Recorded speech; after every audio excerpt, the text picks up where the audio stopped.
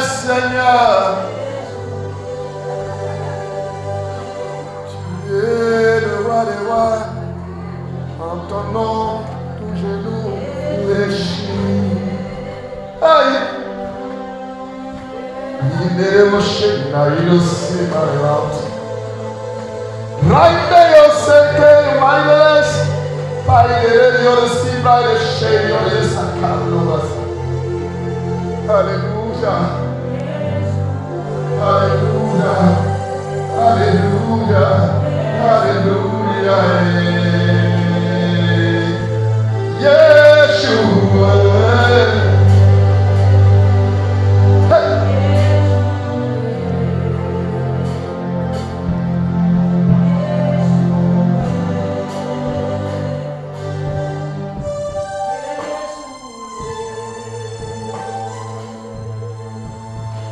Je vais demander à quelqu'un de lever sa bouteille d'eau.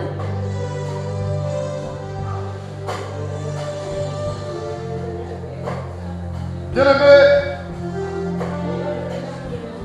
je vais te donner les fondements bibliques sur l'utilisation spirituelle de l'eau. Souvent quand on fait des choses, il y a des personnes qui sont là et disent oh, on fait fétiche, on fait idolâtrie. Un jour j'ai entendu un pasteur qui a prêché et puis il dit que tous ceux qui utilisent des objets pour la prière, c'est de l'idolâtrie. Mais j'avais envie de me lever dans la salle, mais je ne pouvais pas. Mais j'avais envie de lui rappeler que Jésus a utilisé sa salive et de la terre pour mettre sur les yeux de quelqu'un et lui a dit d'aller se laver le visage dans la piscine de Siloé. J'avais envie de lui dire que Jésus a appelé un muet. Il lui a dit tire ta langue. Quand il a tiré sa langue, Jésus a enlevé son propre crachat et a déposé sur la langue du muet. Et le muet a parlé. J'avais envie de lui dire que Jésus a dit que nous ferons des choses comme il les a faites, mais nous en ferons de plus grandes parce qu'il s'en va au Père. Alléluia. J'avais envie de lui dire, si tu ne crois pas à la prière avec le support physique, alors il ne faut plus te faire baptiser parce que c'est de l'eau. J'avais envie de lui dire, si tu ne crois pas au support physique pour accomplir et extérioriser les choses spirituelles, il ne faut plus prendre la Sainte Seine parce que c'est du pain et c'est du vin. Est-ce que quelqu'un est en train de me comprendre? J'ai l'impression que je suis dans un tourbillon. J'ai l'impression que je suis dans un tourbillon. La Bible dit en Ézéchiel 36, le verset 5, je répandrai sur vous une eau pure et vous serez purifiés. Je vous purifie de toutes vos souillures et de toutes vos idoles. C'est avec de l'eau que la purification est faite. Il dit approchons-nous avec un cœur sincère dans la plénitude de la foi, les cœurs purifiés d'une mauvaise conscience et le corps lavé d'une eau pure.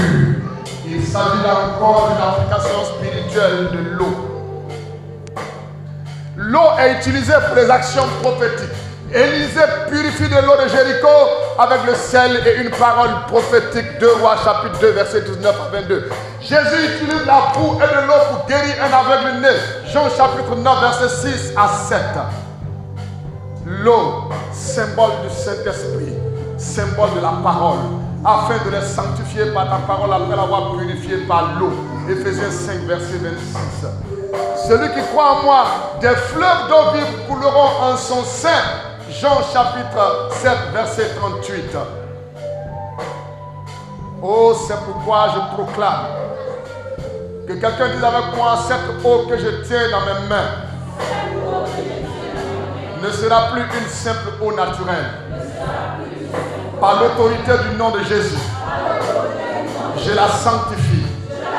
Je la mets à part pour un usage spirituel. Elle devient maintenant un canal de purification, de guérison, de délivrance et de bénédiction. Comme Élisée a purifié les eaux de Jéricho. Que cette eau soit purifiée et transformée en un instrument entre les mains du Saint-Esprit. Elle servira à éloigner toutes les malédictions, toutes les attaques occultes, tous les esprits impurs. Elle servira de point de contact entre le ciel et la terre. Point de contact entre le ciel et la terre.